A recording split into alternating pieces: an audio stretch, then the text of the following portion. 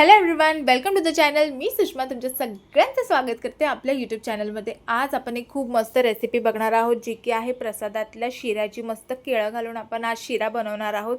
पण ती रेसिपी चालू करायच्या आधी आपण आपली बाकीची सगळी जेवण बनवून घेऊया. एका साईडला मी डाळ शिजायला लावली आहे, एका साईडला माझा पालकची भाजीसुद्धा होते. ते होईपर्यंत मी इथे फटाफट चपात्या बनवून घेते.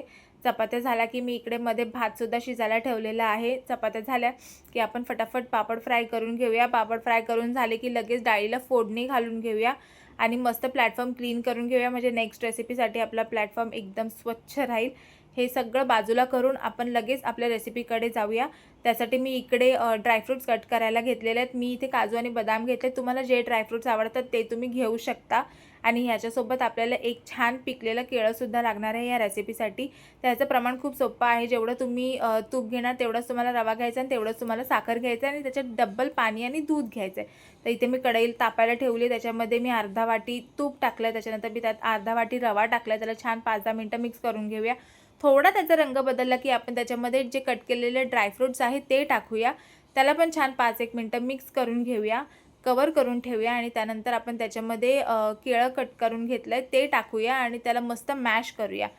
ते केळं टाकून झालं की आपण परत त्याला 5-10 मिनटं एक वाफ देऊया.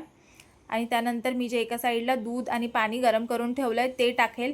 त्याच्यानंतर मी त्याच्यामध्ये वेलची टाकणार आहे आणि अर्धा वाटी साखर टाकून त्याला 5-10 मिनटं कवर करून मस्त वाफ येऊ देणार आहे.